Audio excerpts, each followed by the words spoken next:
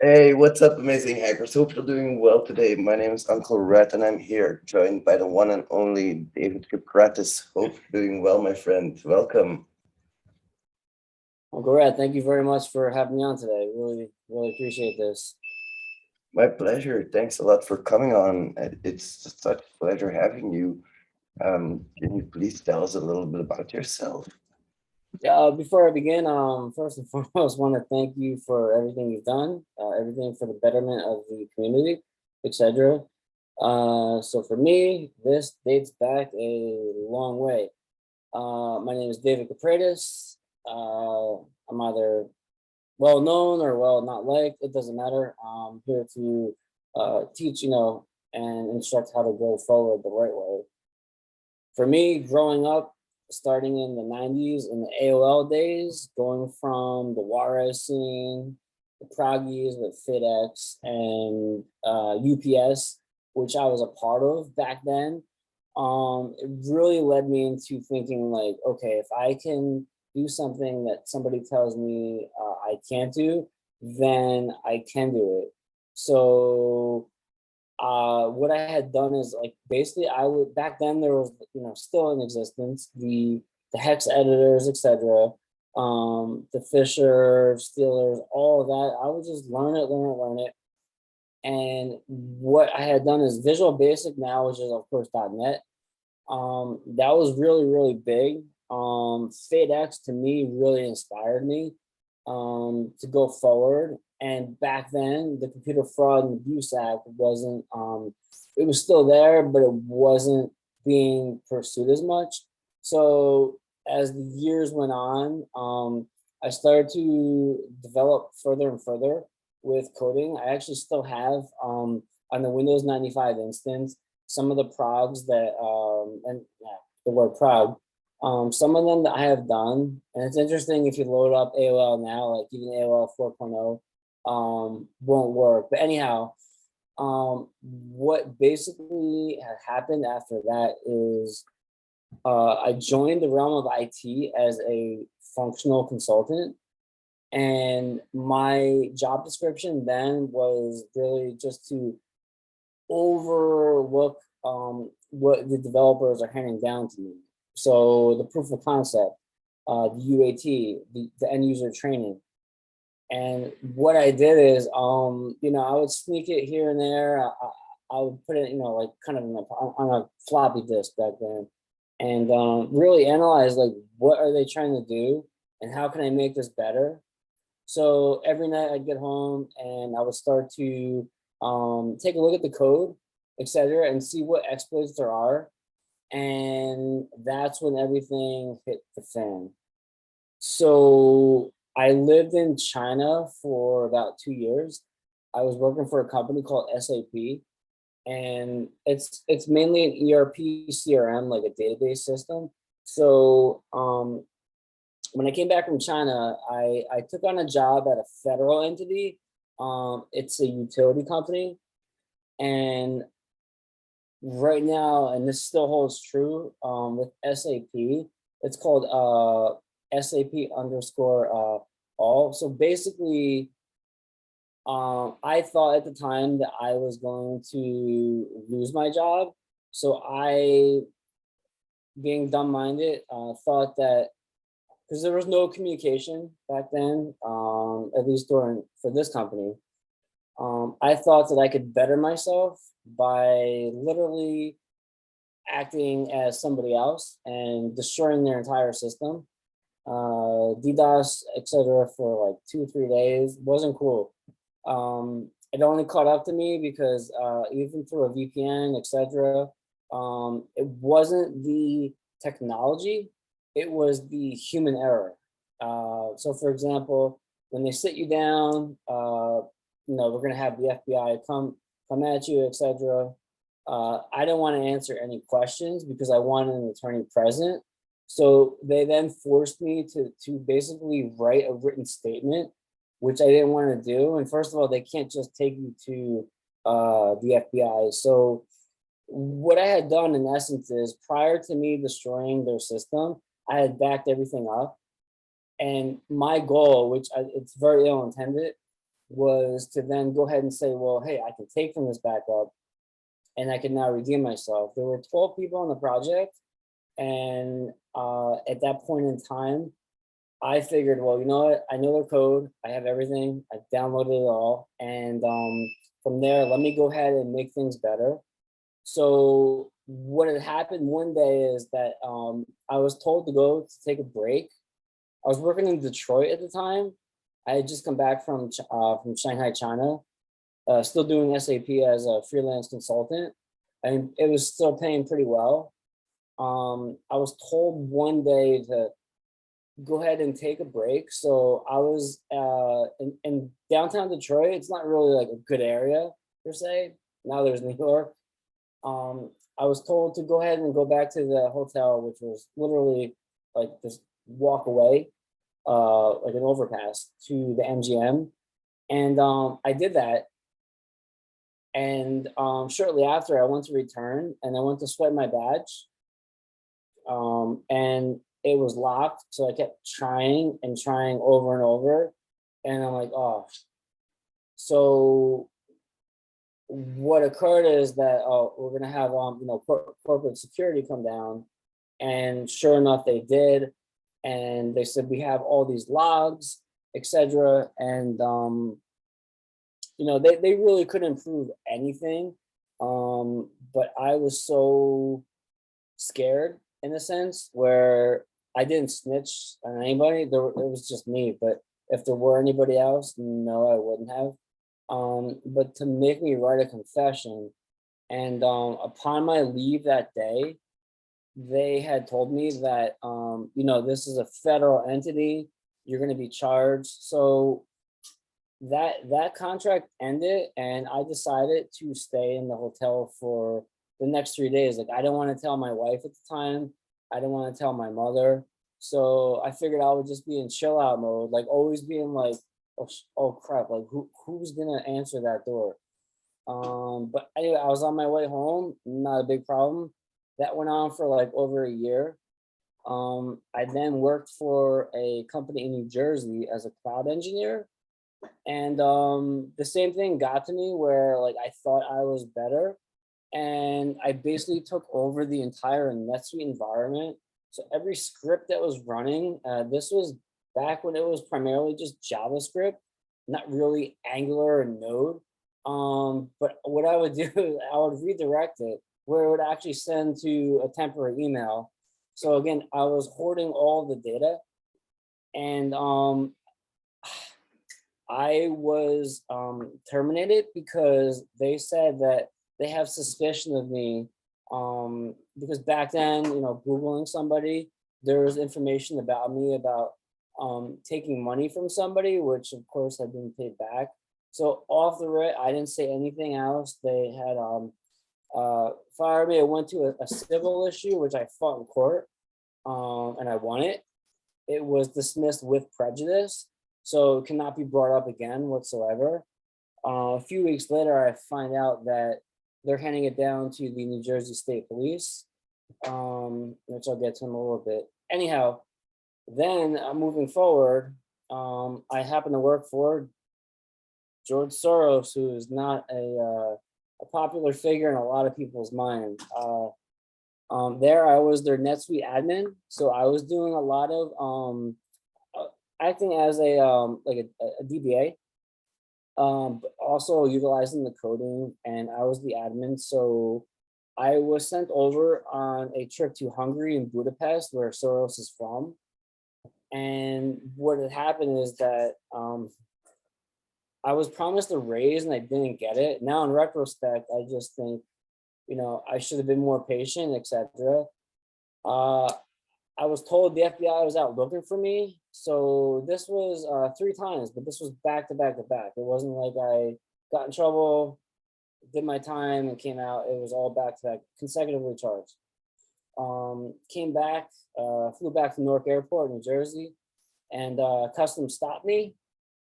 And they basically asked me more. I was used to being stopped because I was flying a lot, but this time they were more aggressive. They were asking me how much money I made, and I didn't want to tell them that. and they were asking, like about my family members, etc. During that whole time, it was really a setup because, albeit I had a limo waiting for me to come home, not even, I'd say after 3 minutes of driving home, I get a knock on the door. My wife was at work at the time, and it was the FBI. And I was scared like shitless. Part of my language. But they came in. They asked me questions. We know what you're up to. I said, what am I up to? And they were throwing questions at me, and I'm throwing questions at them. And they said, based on what you've done in Detroit, it's irreparable. The amount of damage you had done by changing. I ran a script too to change all the passwords. It amounted to over about $110,000 worth of damage, which I'm not proud of at all. But with the Open Society Foundation, same thing. A few days later, I then decided to, again, think with that same mentality, which is wrong. Yeah, I could be better. Let me go ahead and destroy the system. All human error. Back then, I wasn't even utilizing a VPN and or Tor or Kadashi or anything like that. It was just logging in through someone, and I could have got away with it in retrospect, thinking back, because when I was interrogated, the questions they asked me were pretty simple enough where you could just say like, I don't know, I have no idea. I need my attorney there. So what transpired after all three? So one is the federal, that's a USC 1080, 1030 charge. That New Jersey State, they call it hacking, which there really is no statute legality wise. And then the New York State, that was the same thing. So I had to go to federal prison. I went to federal prison for about a year, and the judge gave me, it was supposed to be longer because of the amount of damage I did. But I wrote apology letters. Even my day in court at sentencing, they had told me that you're very, very honest. You can tell that you're sincere for your mistakes. So that was my first lockup. And federal prison is like really, really way different than state prison. So federal prison is I come in, and I was way, way, way more skinny at the time. You come in and they look at someone like me like, okay, there's a white guy. Where's your papers? They think automatically that you're like, like a pedophile, which of course I'm not. And as soon as I show them the paperwork, of course you get the normal that comes with it. Oh, you're a hacker. Can you get into my phone? Can you fix my credit score? Just those really dumb, blatant questions. So I went, I had to like fake it to make it until I was out. No fights, nothing like that. I was banned from computers for 3 years, but I had that overturned. It was supposed to be monitored, but the officer, I was on PTS, so pretrial services, but after, the officer was really, really cool. He'd visit me maybe like once every 2 weeks or so. I had to report and do drug testing. That was fine. I never failed anything. But on top of that, though, New York was pending. So when I was out of federal, you just fake it to make it. I put on some weight. I had to turn myself into. I took the train that day to New York, and I had to turn myself into Lower Manhattan. That's the central bookings in New York.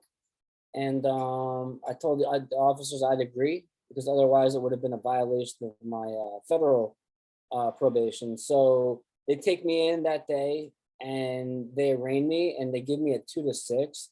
So that's an indeterminate. And my bail, I thought that I would just get ROR, but because of the New Jersey case pending, they decided to remand me. And because of that, I went through freaking hell. Rikers Island is not a pretty place at all. I mean, this was prior to the pandemic. I could not even imagine now. So I was there for a good 6 months, And you can never get comfortable in jail and or prison, because once you think you are, they'll move you, etc. Again, no fights, nothing like that. Kind of try to use the mentality that I have with computers, and not manipulating people, but trying to like hear them and better understand them first, and then go ahead and speak. So it's like listen beforehand. So then I wound up going to upstate New York, and I did about a year and a half, and I was let out early on. I passed my parole board hearing, and they were really surprised at the amount of money I was making, but it really wasn't that much. But I was really remorseful. I'd say that was the most important interview of my life, actually. So after that, you don't want to tell anyone in your cell or dorms, like your whole block, because then they're going to start to sneak up and take stuff. But once I was out, I was given 4 years parole, and I finished that in 10 months. I don't know how I did it. I guess I just I no money. Coming home, my mother. I was in a shelter at the time. It's just go at it, go at it, go at it. Eventually, I was able to build up a little bit of funds, but I report it as necessary. And after 10 months of reporting, and one time they called me, all right, I was smoking. They didn't violate me for anything like that, because I was always honest. One thing they did ask me is about anybody else, and I never, and to this day, will ever give any information out, because the way I look at it is just them and me, them and I. So I got a job at Apple in Williamsburg, Brooklyn, and I was supposed to be a senior engineer, but the offer was kind of one of those, you're offered and it's contingent upon background check. So because of that, the federal offense and all, they redacted it right away. So I knew I was in trouble. I knew like this is ridiculous. So what I started to do after is once I finished everything, I then met my wife, and I started to collaborate and think of what I've done, and like learn, how can I learn from my mistakes. So yeah, with the felonies, it's never that's not going to go away. I am up for I can't dispose entirely of New Jersey and both New York. um I mean, I could have it sealed, but I cannot have it expunged. But that whole process really just it really shook me. So afterwards, what I had done is I started stating, well, and thinking the mentality, well, what can I do right? What can I do with all that I've done wrong, and put it on the flip side? Instead of being a black hat hacker, okay, we all hear the terminology, white, gray, black, like playing a chess game. I decided to go for the opposition. And then I was introduced to a few short contracting jobs, which I put out some videos on. So um, what made me walk that path was, I guess I would say, the insecurity of not only myself, but the insecurity of the systems. So those systems that should have been really protected, they definitely were not. For example, for me, a man in the middle attack is what had happened at the Open Society Foundation. So, for example, all the money, because they would throw lunch was free, dinner was free, they would have parties. So I started to investigate this more on my own. The word integrity is, doing things right when no one's watching. And I thought I was slick, and I plugged in a USB drive to the because I got to meet their IT team on a daily basis, and I plugged in the drive and it downloaded, and I have no idea why they didn't catch it, but I was able to take so much information with me that from there on out I started to dive into it. So the interception was first, decryption, right? And then all the techniques. So redirecting, etc. They were thrown off so bad they didn't even know what the heck was happening. Um, So it's that really got to me. And there's one quote I like to use. It's from Henry Ford, and it's called "Never complain, never explain." And that could go both ways. So for me, it was I'd go about my tasks when nobody was watching, and I'm gonna try to throw it off being a bad actor. But now my motto has changed, and that's footprinting, because footprinting is now my method, and it all encapsulates everything. It encapsulates it all. About how you go about your targets, etc. Um, so that was basically what had happened about my time in prison. Learning about cybersecurity just made me want to just know it all, which you can't. I tried endless times and I still fail. And one thing too, Uncle Rat, that you've alluded to me numerous times is, you learn from failing. I hope others don't fail the way that I had done. And in other words, okay, a syntax error. And, okay, go back to your script, etc. Not go to prison or anything like that. It doesn't mean I'm the worst guy at, for sure, but it definitely took a mental toll on me. I got really, really depressed. I wasn't eating. It was just nuts. But I did everything I had to do. I completed successfully. Letters of recommendation from New York State and also the federal government. Um, so after that, the thing that I have done about learning now is I don't just go forward with what. So, for example, like here's the goal. So create a cluster, or let's talk Kubernetes, Docker. I don't just look at what the directions are. I don't overthink it also. I mean, I try my best. I'll think things over in a more clear and concise manner. And that's where the footprinting comes in, like find your footprint, etc. And think what is the best way to do it. Even if I can't right away, then I'll try to think of the best possible recourses without getting in trouble.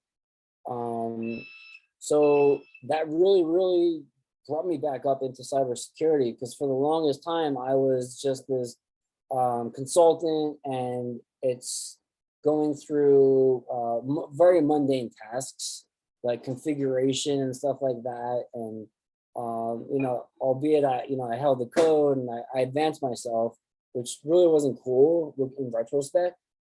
But one thing I get asked often, and this is pretty typical, I'm sure you can relate, is like, hey, can you hack my Facebook account? And you hear this all the time, Instagram and all that stuff. And even in prison, all that stuff, you kind of want to chuckle and laugh at it, but that's not the intent. When I hear someone mention that, I'm too shy, I'm too humble of a dude to like throw them off and curse at them, but I'll just say, no, you've reached out to the wrong person, etc. So, I mean, one video I did was about phishing.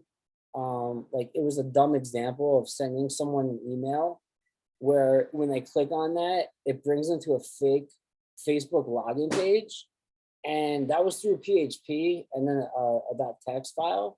So anytime they input the password, it redirects them to facebook.com.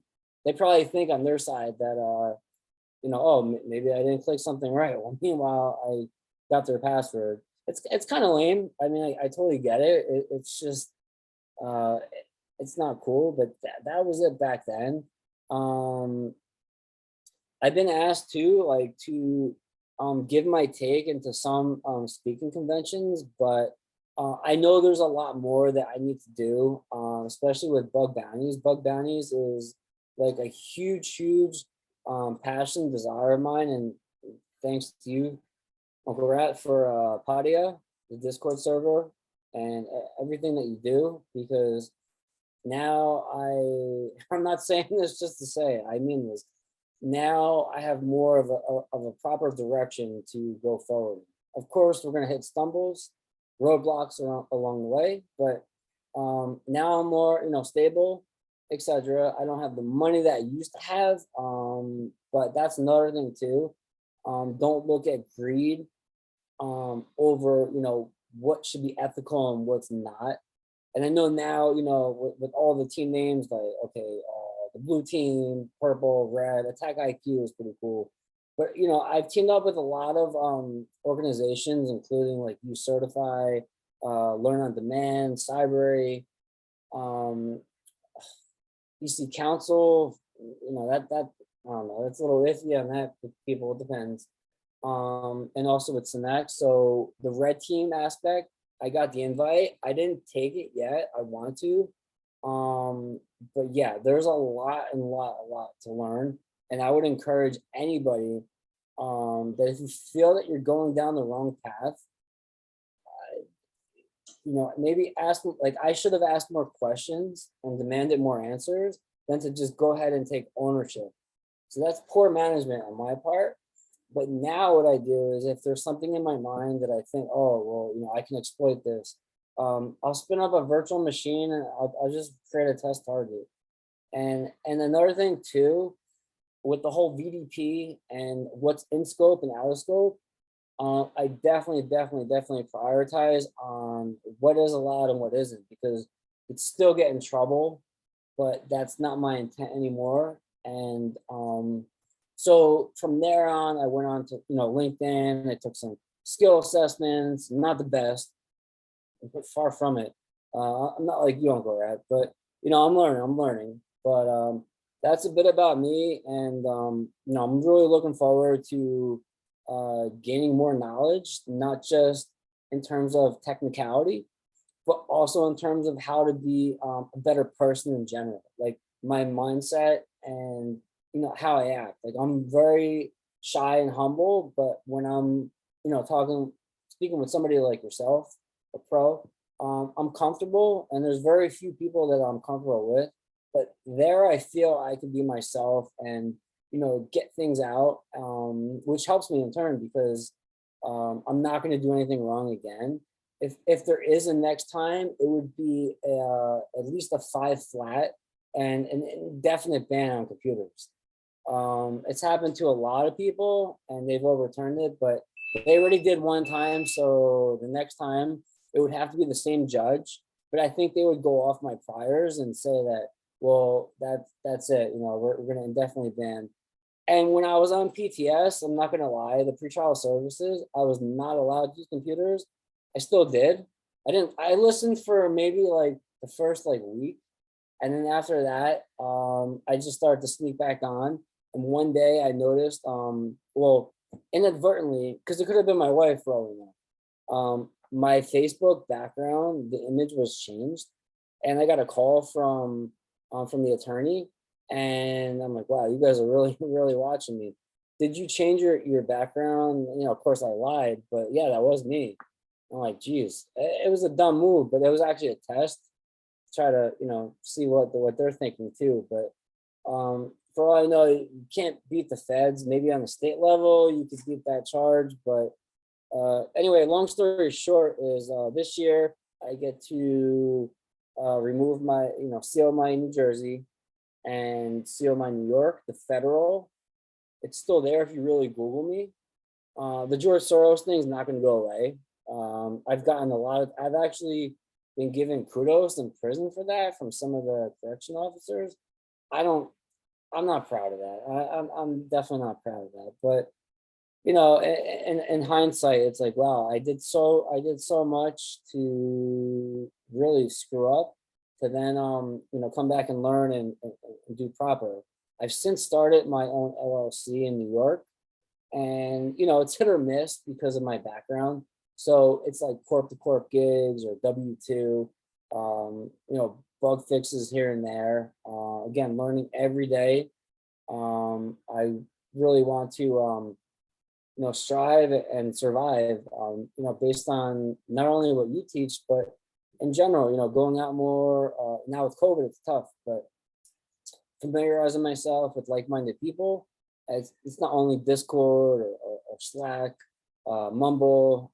There's a plethora of items, but I've also become more savvy, not paranoid, but savvy in the fact of what am I using, how am I using this, what are the repercussions, if any, And how can I do it best? Nothing is 100%, but I've learned that since, and that's something that resonates with me, and will always from here on out. Awesome. Thank you very much. I really appreciate for you to bring a story like that. Could you please tell me a little bit about how your job search is going right now? You told a little bit about the WT jobs and the corp gigs here and there. Like, is there any Yes. foresight of you getting a job or anything? Yes, it's been one hell of a journey, and that journey is to go ahead and create a journey. So, for example, searching for jobs, I'll often get interviews. For example, because I'm mainly an ERP CRM kind of person, like Oracle, NetSuite, or SAP, and not a lot of people are going to take a chance on someone. But when I come in and nail the interviews, I don't nail them all, but hey, can you code this REST API? Can you go ahead and find in the GRC, what are the components that are missing? That's all cool, fine, well, and dandy. But with the LLC, I would say basically out of 10 interviews, which is really time consuming, let's just say the whole process, because it's never just one interview. Maybe one or two out of those 10 will take a chance. And even then, they'll come down with a lower amount. So yes, I've done about 7, 8 different gigs since my release from everything. I'm no longer on any restrictions, no parole, I'm free to travel, etc. But I do want to make it clear to people that, if you are caught up in something like that, there are long, if not lifetime repercussions. So the LLC and my website, that's really stagnant, dormant. It's really just to show who I am as an individual and to prove that, yes, I made a mistake and I need, a second chance. And it's funny because, a few years back, if I were the hiring manager, I would look at someone with a record and say, you know what, no, this person messed up. But now on the opposition, I could think more out of the box and say, well, hey, this person may know more than, someone else. We'll go ahead and give them a chance. Because the same thing applies, whether or not I'm a ex-convict or not. When you join a corporation, the same rules apply. If somebody without a record does something, they're going to get charged, and as such. So yeah, that's been one of the biggest caveats that I've experienced. It's never too late to give up on hope. It just means for me, I have to try harder and harder and harder, which makes it more of a passion. So, I mean, I could do everything from try hack me, hack the box, pen tester labs, virtual hacking labs. You name it, there's so many. But really now it's to humble myself more, lay back a little bit, and study and practice. And luckily, I have you, as a mentor, and I'm glad because you've taught me a hell of a lot of things, Leslie. You've taught me a hell of a lot of things, and that's going to go forward in the right direction. And I really sincerely mean that, and I'm grateful. Yeah, I really appreciate that. Like you, I try to stay humble as well, and I know enough to know that I don't know anything. So, but I've seen you grow and go forward, and you're working on our project as well together. So that's really awesome that we can build something beautiful for the community to hack on.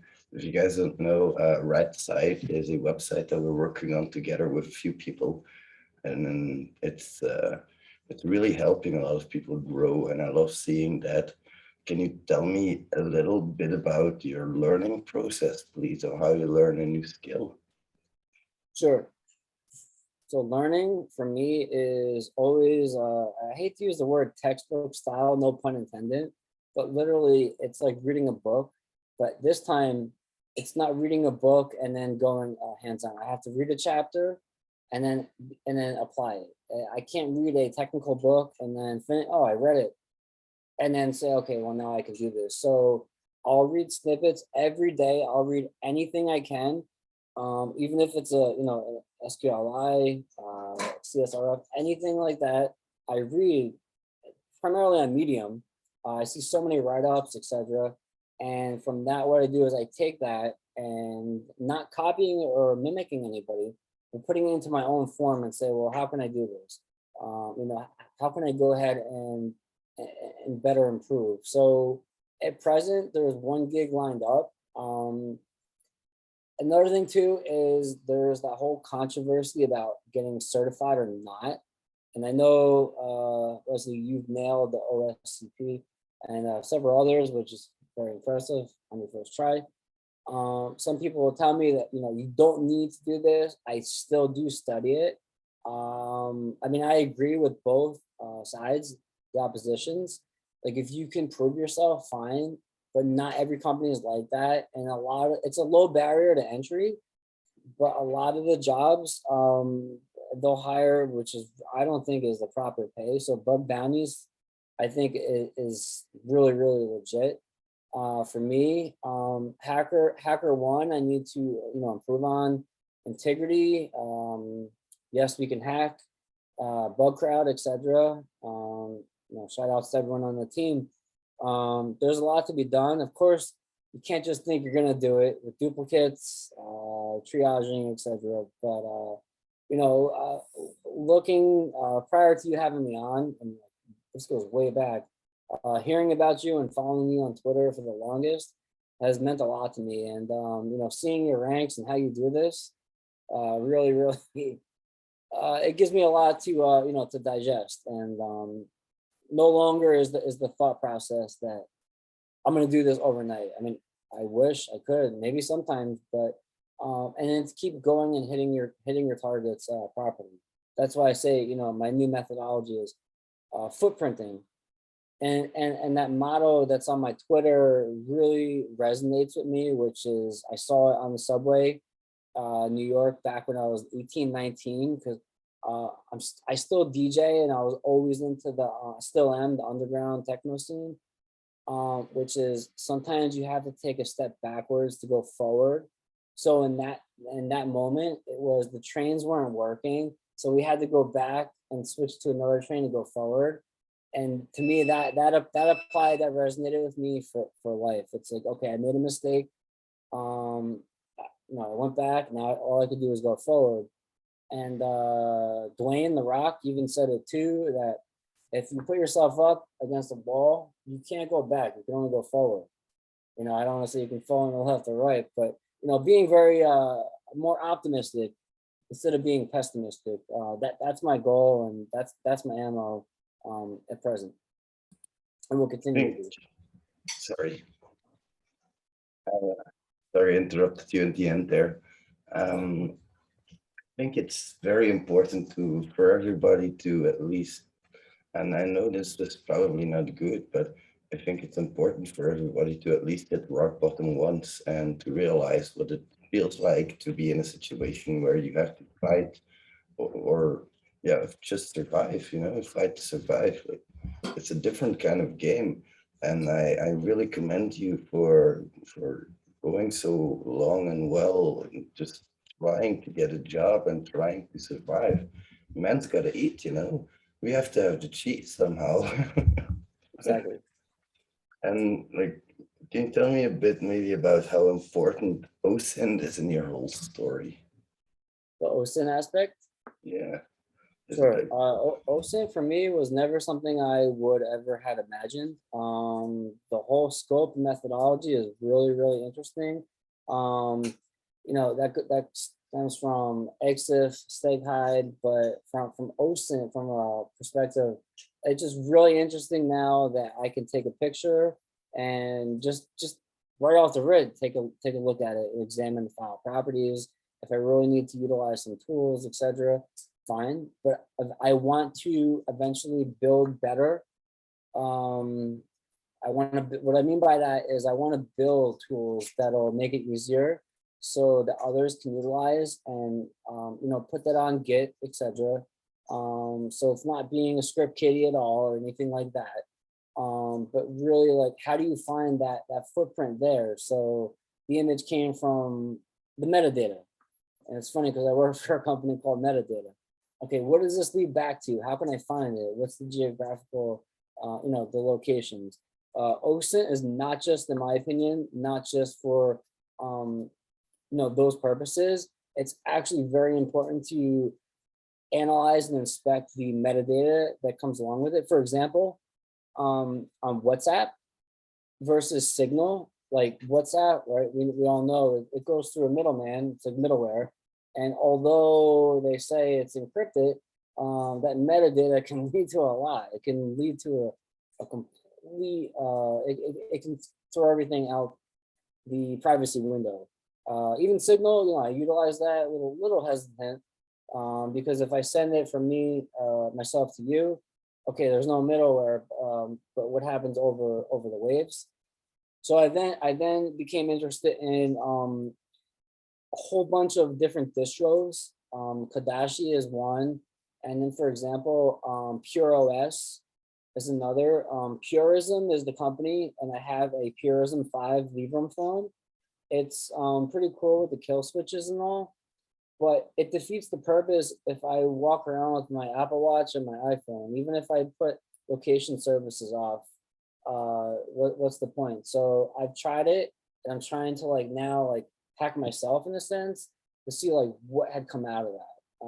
Another example is maybe it's controversial, but the Olympics app, how it's spying on people and they're forcing people to download that. And since I lived in China for a while, kind of understand how, to an extent, how the party works. But not bashing anybody, nothing bad to say. Just the more the better. But OSINT's growing strong, and it's interesting now what we have compared to even 5-10 years ago. Definitely, that's all of the tools that we've got now. It's definitely a big improvement about doing it manually. Really agree with you on that, and all the techniques as well. Like you talked about metadata analysis a little bit. Speaking of meta, what do you think about the meta universe and security around it? That's a very, very, very good question. Me, I'm very, very skeptical. I mean, I think it was like about a week or so ago. Meta, right, Facebook's parent, they lost like 240 billion in one day, and we can get into stocks and crypto, etc. But that struck me hard. I don't think the privacy is there, and there's actually now, and I've been waiting for this like to be announced. Where does the unethical side come in? And there have been a few people who have reported being stalked, etc. I mean, in the metaverse, I mean, no, who's gonna wear goggles all day and like walk out? I mean, I guess it's cool when you're home, but maybe it's not so cool. It doesn't matter if I'm proxy chaining or anything. Of course, that'll cause latency, but I'm a little skeptical, and I'm waiting for Apple to release theirs, but I still think no matter what, that there's exploits, there's vulnerabilities, and that's something that we should be looking out for.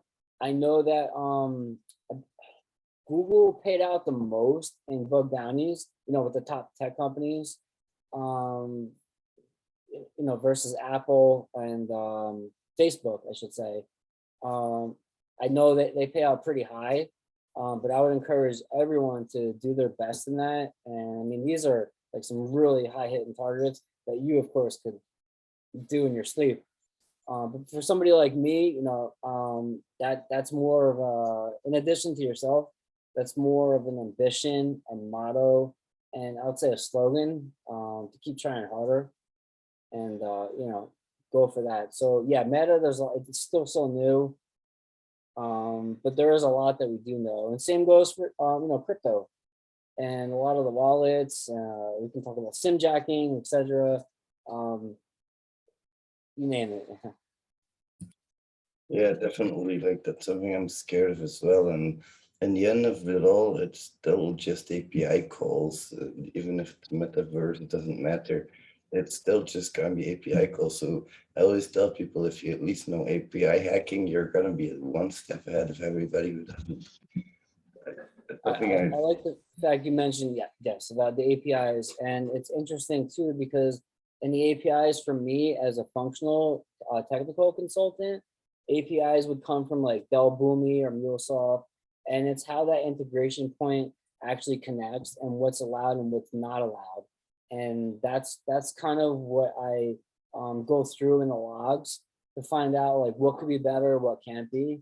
So that's one item in particular that I'm looking to bring to a team that has, this is not a brag, I'm just an average person, that somebody else couldn't.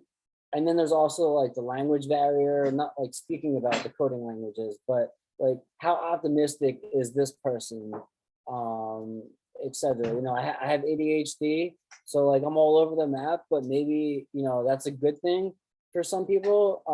For others, it's not, because on the good side, it's wow, well, this person is really dedicated to doing so many and can. But on the negative side, it's, well, how is that person going to fulfill, you know, those obligations? So for me, when I think, you know, think about it, it's, well, let's prioritize what is first, and those are moving targets. You know, number one could become number two, etc. But to always stick on to what's at present, but to never also let go of what could be coming up underneath. No surprise sneak attacks, you know, to the best of your ability. Definitely, that's definitely something we should be focusing on. Maybe one last question, and thanks for being so open with us today. Have you considered turning your weakness, your conviction, into a strong point and writing a blog? I can already imagine the articles. Today I got convicted on a Medium article or something like that, you know, or how I got convicted for 6 years due to hacking. You know? That's a very, very good point. And the reason I'm being a little hesitant is because yes, I have thought about it. During my time locked up, I was always told that no one's gonna listen to your story, nobody cares. You're just like the next person. But you know what? Now thinking about that further, why don't I take it to the next level? It's not for money, it's not for fame. If anything, I'll be doubted, and I'm okay with that. But it's to teach the next person who has that mindset where I want to go above and beyond, to do it the right way. So a blog might be something down the road. At present, on my Twitter, you have my, you know, my link card, my face, all the social media. But that's a very good point. And when, not if, when I do that, I'm definitely giving shout outs to the appropriate people, yourself included, of course, and to basically not to bore people, but show them even write-ups, etc. You know, anything that's ethical. That's really awesome. I look forward to reading that, just like I look forward to hearing your story tonight. Thanks so much for sharing that. Is there any last thing you would like to share with us? Well, Wesley, thank you again for, you know, you taking the time out of your day too for this. The only closing notes I'd say is to, you know, as frustrating as it may be, some days are easier than others, as with anything, to keep going at it and to keep something in the back of your mind, like what am I striving for? And when I hit that target, great, set another target, keep going, you know, never give up.